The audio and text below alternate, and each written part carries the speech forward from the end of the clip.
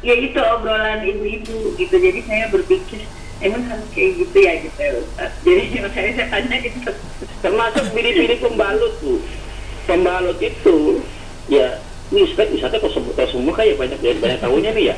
Pembalut itu pembalut itu kalau ibu bedah ya, ya kan sukanya kan begini iklannya, ih tidak tembus gitu ya. Iya. Nah itu bahaya, itu bahaya Bu. Kalau nggak tembus itu bahan dasar itu plastik. Oh, Karena plastik itu kalau dengan cairan nggak tembus tuh. Nah Ya. kalau nggak tembus saya mau tanya, perempuan head dress-dressnya pada saat duduk atau berdiri? Apanya Ustaz? Pada saat duduk atau berdiri? Dress-dressnya Berdiri. duduk Bu, Ya, gitu ya. duduk. Lu tahu saya nggak head Bu. Nggak pernah dirasain Ustaz, begitu aja udah. Ya gitu. pada saat ibu lagi duduk kan keluar tuh darahnya kan Oh keluar. iya, Kan? karena ketekan ya, iya. Ketekan nggak tembus kan? Senang nggak? Senang. Kemana? Balik lagi ke dalam Bu. oh. Oh. Terseot ke dinding vagina tuh.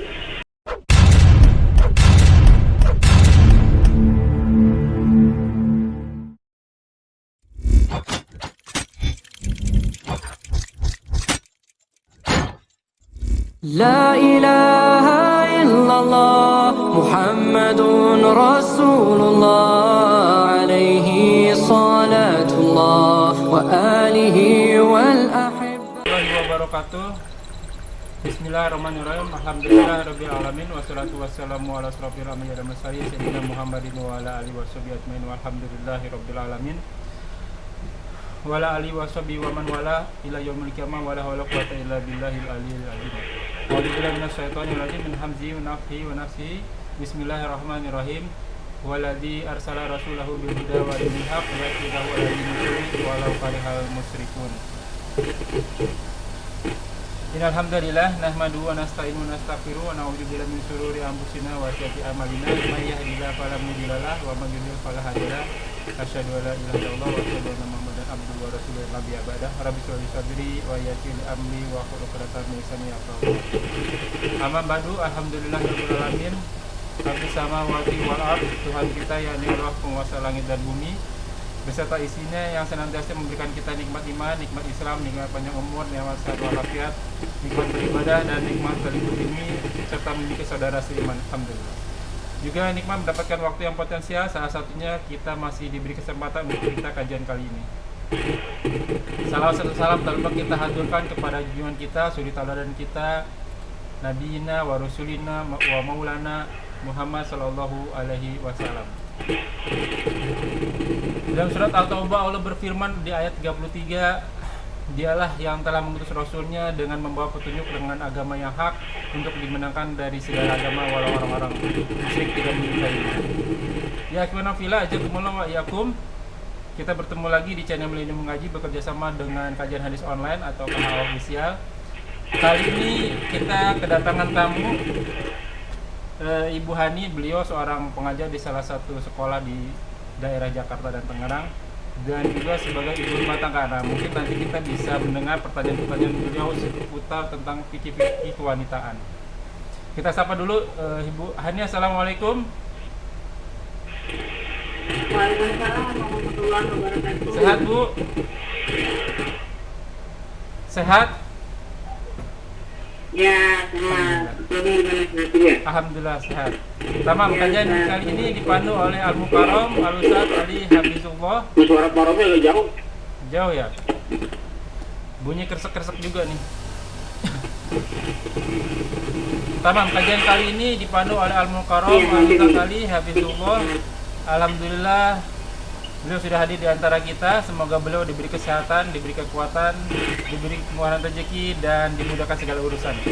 Selanjutnya mari sama-sama kita simak kajian kali ini. Bila ada pertanyaan bagi teman-teman di luar sana, boleh ditulis di kolom komentar dan insya Allah akan ditanyakan pada kesempatan yang tepat. Semoga berguna bagi ikhwan fillah. Dan selaku penutup ilmu dan wabil khusus anak Al-Fakir, tanpa berpanjang kata untuk waktu dan tempat berunda Al-Ustaz Al-Mukarram tafadhol maskuro. Lanjut Ustaz informasinya. Tafadhol. Nah, ini bagus nih. Sampai mana tadi? Tahu aku Ustaz. Iya, jadi buat apa Kalau ibu nyimpen kotoran dalam rumah, dalam lemari, kebayang nggak? Ya, Iya. jadi ibu nyimpen kotoran bukan dalam lemari, dalam tubuh ibu sendiri. Ya, gimana nggak terjadi kanker serviks, kanker miom? Itu karena apa? Karena kotorannya nggak kebuang, simpen. Kan bandel, kata Allah suruh dibuang, jangan dibuang. Ibu nyuruh anaknya buang sampah, buang sampah gitu kan. Nggak dibuang, malah taruh di kamar, kan marah ibunya kan. Ya itu obrolan ibu-ibu gitu, jadi saya berpikir emang harus kayak gitu ya gitu ya Ustaz. Jadi makanya saya tanya itu. Termasuk pilih-pilih pembalut tuh. Pembalut itu, ya ini Ustaz kok semua kayak banyak tahunya nih ya. Pembalut itu kalau ibu bedah ya kan sukanya kan begini iklannya, tidak tembus gitu ya. Iya. Nah itu bahaya Bu. Kalau nggak tembus itu bahan dasar itu plastik. Oh. Karena plastik itu kalau dengan cairan nggak tembus tuh. Nah kalau nggak tembus, saya mau tanya, perempuan head dress-dressnya pada saat duduk atau berdiri? Apanya Ustaz? Pada saat duduk atau berdiri? Dress-dressnya Berdiri. duduk Bu. Ya, gitu ya. Duduk. Lu tahun saya nggak head Bu. Nggak pernah dirasain Ustaz, begitu aja udah. Ya pada saat ibu lagi duduk kan keluar tuh darahnya kan Oh keluar. iya, karena ketekan ya, iya. Ketekan nggak tembus kan? Senang nggak? Senang. Kemana? Balik lagi ke dalam Bu. Oh. Keseot ke dinding vagina tuh. Iya. Jadi kanker miom, kanker serviks. Saya pengalaman karena saya jual pembalut dulu. Oh yang itu yang higienis itu ya. Makanya saya tahu, jadi bahaya. Ya, kalau mau gimana ya pakai yang bahan aja yang kain. Atau ada yang itu Ustaz yang berbentuk cup. Ya boleh.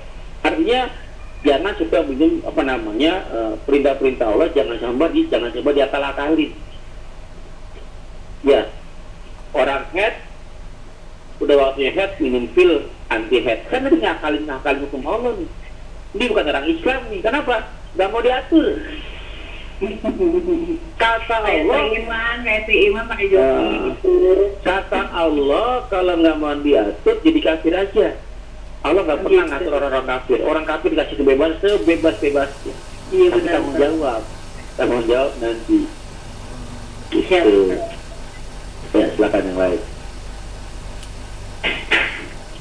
Iya. Nah, untuk kembali ke masalah aurat ini Ustaz, untuk mukena ya Ustaz.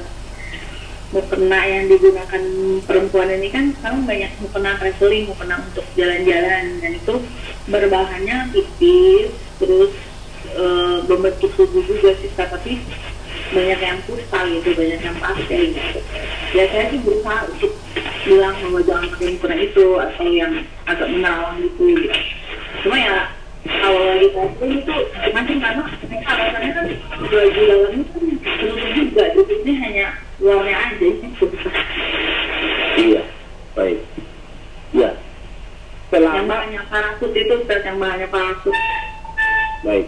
Terus sah apa enggak itu Ustaz sholatnya tuh begitu? Baik. Sholat itu selama rukun dan syaratnya terpenuhi, sholatnya sah. Syarat itu apa? Definisi syarat apa itu? Apa peran? Syarat adalah, rukun adalah, dan berbau. Sesuatu yang harus Jadi dikerjakan dengan itu. Dipenuhi dalam ibadah. Syarat adalah suatu yang apa? harus dikerjakan. Hal-hal yang Dipenuhi. harus dipenuhi. Ya. Adanya di mana? Di dalam atau di luar? Di dalam. Di dalam. Syarat itu di luar, Bu, bukan di dalam. Syarat masuk sekolah, pakai seragam, daftar ulang. Ya, jam 7 masuknya. Ya, kalau kurang satu nggak boleh masuk, karena syaratnya nggak lengkap. Oh, iya iya. Kalau di dalam namanya rukun sholat. Itu duduk, ruku, itu rukun namanya. Kalau syarat di luar, syarat sholat itu dulu. Ya, menghadap kiblat, tutup aurat.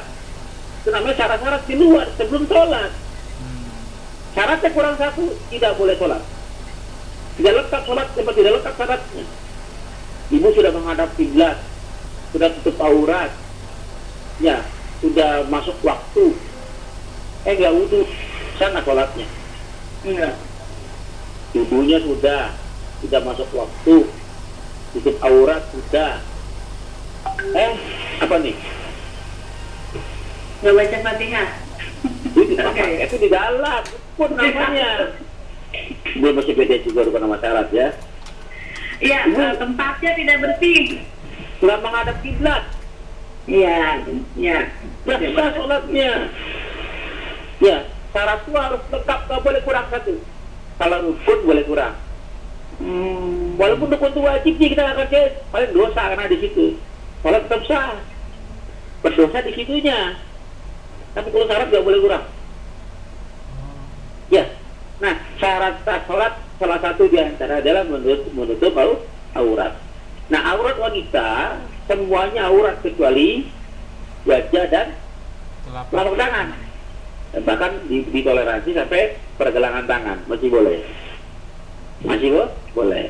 Selebihnya tidak boleh dibuka. Selebihnya tidak boleh dilihat, ditampakkan. Ya, maka ini yang namanya ibadah, nggak bisa dikias-kias. Udah saklek. Ya, yang bisa dikias itu caranya. Menutup auratnya udah pakem, udah baku. Tapi cara menutup auratnya dibebaskan, silakan. Yang laki-laki boleh pakai sarung nggak? Boleh pakai celana nggak? Boleh. Yang penting udah menutup aurat laki-laki. Perempuan yang penting menutup aurat wajah, tanya-tanya telapak tangan yang terbuka. Ibu nggak pakai mukena nggak apa-apa, Bu. Yang penting tertutup semuanya. Ada kan orang sekarang kan yang jilbab syar'i kan, tertutup semuanya, dipakai setiap hari kan. Ke pasar pakai itu, kantor pakai itu, ya sholat juga pakai itu. Boleh nggak? Boleh. Terus bagaimana kalau pakai mukena? Ya boleh juga. Mukenanya transparan boleh nggak? Boleh juga, nggak masalah. Mau transparan kayak boleh juga, nggak apa-apa. Yang penting tadi hanya wajah dan telapak tangan yang terbuka, yang terlihat. Selebihnya tertutup. Orang nggak pakai mukena aja nggak apa-apa. Jelas, Bu?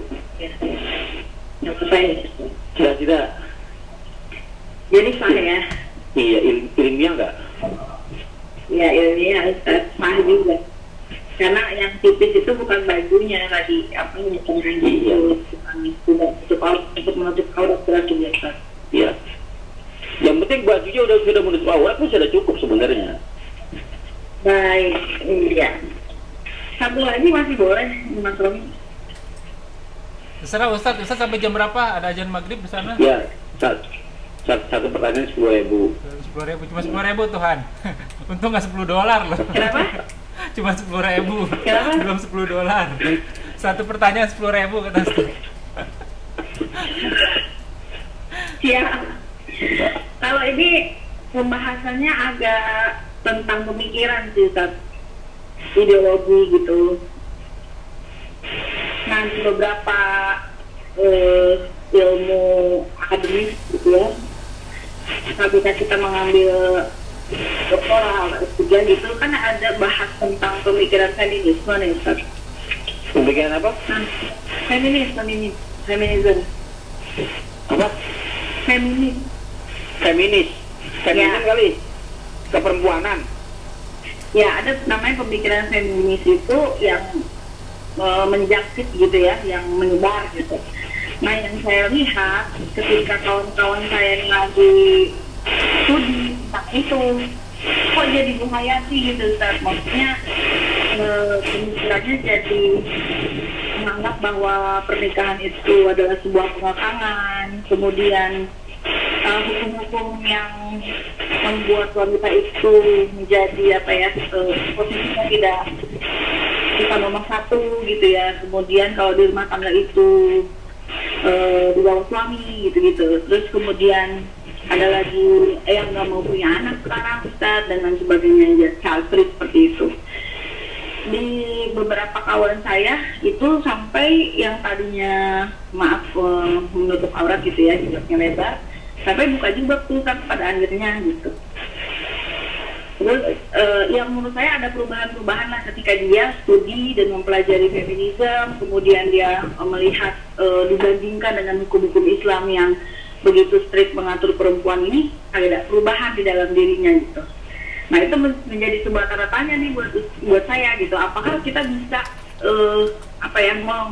menerima satu pemikiran baru yang hanya untuk dipelajari saja gitu, tapi tidak sampai dihayati, apa karena ini iman kita yang masih lemah dan ilmu kita yang masih jauh ya soal Islam. Jadi pemikiran-pemikiran baru yang datangnya dari Barat, memang feminisme dari Barat, cukup bisa mengubah seseorang gitu Ustaz. Jadi ya saya sih lihatnya wah teteh mentor saya gitu sampai sejauh itu gitu akhirnya gitu. Tapi ya saya hanya berusaha, ada apa teh gini. Mungkin itu hanya satu dan lain hal, saya juga tidak tahu apa yang sedang beliau alami di kehidupan dia, dan saya akhirnya memutuskan membuka awal. Itu kita jadi pertanyaan saya menyikapi feminisme yang pasti akan diajarkan di studi-studi lanjut seperti SDIC. Baik. Dan ini mulai agak-agak mempengaruhi gitu, jadi gitu. Baik. Banyak sebenarnya kasus bukan cuma feminisme, banyak. Ya banyak LGBT, termasuk banyak yang mengacau pemikiran kita. Ya, banyak sekali ustaz yang dikirim ke sana dengan beasiswa gratis. Ya ke sana isi otak pulang liberal, banyak sekali. Apalagi baru sekedar wanita, kata Rasul, wanita itu ya ini Rasul yang ngomong ya akal setengah bu, kalau belum bisa dibilang bodoh, kata Rasul akal setengah, iman setengah. Gitu ya. Iya, karena dia lebih banyak mengandalkan keperasaannya daripada itu nggak terima tuh Ustaz, orang feminis nggak terima, pokoknya semua setara aja, nggak ada banding-banding. Yang membedakan kita bisa hamil dan menyusui, itu saja katanya. Iya. Selain itu semua sama gitu. Enak kalau ada orang kita diskusi nih, kalau ada orangnya gitu kan. Itu sering kita di kelas-kelas, di nongkrong-nongkrong warung kopi itu sering kayak gitu. Iya, baik. Banyak orang-orang yang dulu begitu, ketemu saya alhamdulillah pada berubah. Dulu kakak kandung saya itu luar biasa, sudah kemana-mana kan ya, dan pakainya minum pula gitu kan. Ketemu saya alhamdulillah, bukan saya ngasih hidayah, bukan Allah ngasih hidayah. Sekarang ibadah total dia bahkan jangan bisa lebar. Ya ibu ini termasuk salah satunya tuh. Ibu ini kan luar biasa, pengalaman agamanya luar biasa. Ya sekarang, wah dulu pakainya minum sekali, bukan minum sekali, minum habis gitu kan. Sekarang berubah total. Ya berubah total. Kenapa? Kita ajak sisi ilmiahnya gitu. Ilmiah ketolak ilmiah. Dalil ke dalil gitu. Ya dalil ke dalil, nggak pakai ilmiah.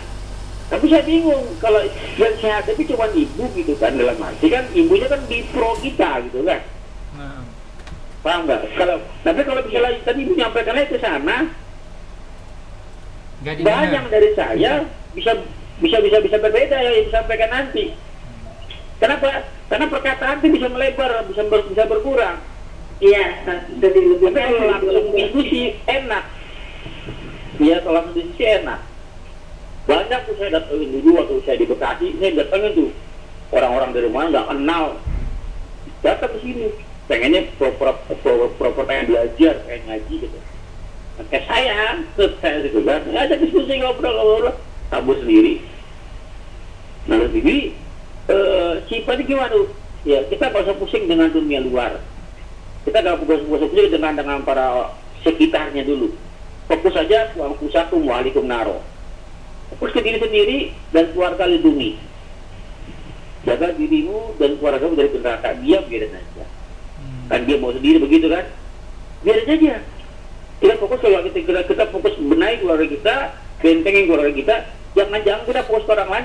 Kalau keluarga kita diserang, anak kita diserang, pasangan kita diserang, ya fokus keluarga kita bentengin. Saya pernah bilang sama salah satu murid saya, anaknya perempuan. Saya bilang, Pak, dia kapten kapal, ya kapten kapal. Saya bilang, Pak, anak perempuan itu lebih baik di rumah, lebih baik di rumah. Nggak perlu dia meniti karir setinggi apa, nggak penting. Ajarkan anak bapak kewajiban sebagai istri yang soleh bagaimana. Ajarkan ini saja. Wajibatnya kepada jadi istri bagaimana. Itu saja ajarkan kepada anaknya. Suami mana yang nggak suka? Iya. Hak suaminya dipenuhi. Keluar. Kenapa perempuan ini? Karena tadi imannya lemah, gampang dihasut. Ya, gampang dibawa mela-mela ikut tuh. Dibawa mela-mela ikut. Dan saya pengalaman membuat orang tuh naik turun, nangis, teriak, nangis lagi, tawa lagi. Gampang sekali bikin orang begitu. Apalagi perempuan. Sangat mudah. Ya. Sangat mudah. Karena di luar sana tuh luar biasa. Luar biasa sekali serangan-serangannya. Karena anak perempuan cukup di rumah, kita aja ngajarin.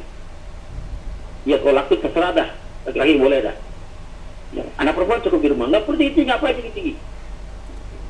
Yang perlu ditinggiin ada imannya. Bu, istri saya nih Bu, cuma lulusan SMP Bu. Kenapa saya pilih dia? Kan agamanya bagus. Kata Nabi gitu kan, pilih karena agamanya, bahagia kamu. Saya udah 20 tahun saya menikah, masih seperti pacaran sampai sekarang. Pada SMP muridnya, sekolahnya, tapi dia punya murid sarjana semua. Iya.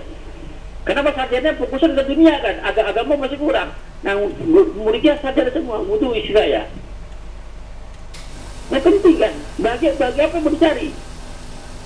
Apa yang mau dicari? Makanya Nabi kebanyakan laki-laki, nggak ada perempuan kan. Nah dalam surat An-Nisa, kenapa disebut dikasih surat An-Nisa, nggak Ar-Rijal? Iya. Mulia, perempuan itu mulia. Kata siapa Bu? Bukan Mulia. Bukan. Justru karena wanita banyak tertindas, makanya kalau kan dikasih An-Nisa. Tertindas ya. Yang menjadi dia dulu. An-Nisa itu surat buat siapa? Perempuan. Buat laki-laki Bu. Oh. An-Nisa ini surat yang dibuat oleh Allah untuk dibaca para laki-laki, karena laki-laki yang suka menyepelekan wanita. Kalau laki-laki banyak menghayati surat An-Nisa, maka tidak ada wanita yang dibully, tidak ada wanita yang dikucilkan. Terangkat wanita itu, karena wanita kebanyakan dia menerima, nggak pernah mau menuntut hak-haknya. Makanya ada An-Nisa di sini. Para laki-laki baca An-Nisa agar apa? Agar dia bisa menghargai wanita-wanitanya, ibunya, istrinya, anak perempuannya. Ya, makanya kalau kita belajar An-Nisa itu sudah cukup. Sebenarnya sudah cukup. Kalau lebih dalam, kemarin saya bahas An-Nisa baru sampai ayat 34. Ar-Rijalu qawwamuna. Saya bahas situ. Kenapa laki-laki diberi kelebihan oleh Allah? Ya artinya kelebihannya pada fisik. Yang kedua, akal, iman, 3 kelebihan dari Allah Subhanahu Wa Taala. Dikasih kelebihan 3. Itu maka Quran An-Nisa ayat 34. Oh iya, 34 ya. Ya, bahasa dari An-Nisa 33. Tapi kalau saya kan bahasa ikutin urus. Jadi fokus ibu pada sekolah itu sudah pintar, sarjana S1 sudah cukup, S2 apalagi gitu kan, sudah pulang ke rumah. Anak-anak ibu butuh ibu. Jadi pintar ya wanita, bukan di luar. Kalau saya S3 yang 1. Iya, S2, S3 aja bukan di luar, mau ngapain? Iya kan tuntutan pekerjaan Ustaz. Iya, tuntutan pekerjaan. Ini makanya di masalah begini. Gak kelar-kelar jadinya gitu kan. Iya Ustaz. Perempuan tuh di rumah, Bu. Ajarkan anak-anak tuh seperti agar anak-anak pintar, cerdas, tangguh. Kenapa? Satu perempuan bisa merubah dunia. Kalau di rumah. Jadi remote aja di rumah, Bu, gak usah keluar. Kalau perempuan banyak keluar, gak bakal bisa merubah apa-apa. Ya, tapi kalau Walaupun jadi perempuan presiden sekalipun ya Ustaz. gak akan pernah, Bu. Gak akan pernah. Merubah dunia gak akan pernah. Dan perempuan mana yang bisa merubah dunia sekarang? Yang presiden? Udah ada belum contohnya? Yang di luar negeri itu loh Ustaz. Iya. Merubah dunia enggak, negara dia doang. Iya. Ya. Jadi kalau perempuan di rumah, ya seperti Aisyah. Perang pinter apa? Di rumah. Pernah pimpin perang dia. Pada perang Siffin melawan Ali bin Abi Thalib, selesai dia sadar. Kalau saat itu Siti Aisyah, Bu, perang Siffin melawan mantunya sendiri Ali bin Abi Thalib. Kenapa dia perang begitu? Karena kemakan asutan. Terprovokasi itu wanita. Ya, dibanding ibu nggak ada apa-apanya masih Aisyah kan. Bisa terprovokasi. Akhirnya pas saat itu apa kata Aisyah radhiyallahu anha? Saya tidak akan masuk ke politik lagi. Saya pulang ke Madinah, saya fokus ngajarin hadis. Jelas ya. Ya. Istri Aisyah itu pintar kayak apa? Iya. Jadi pulang ke rumah, ajarkan anak-anak.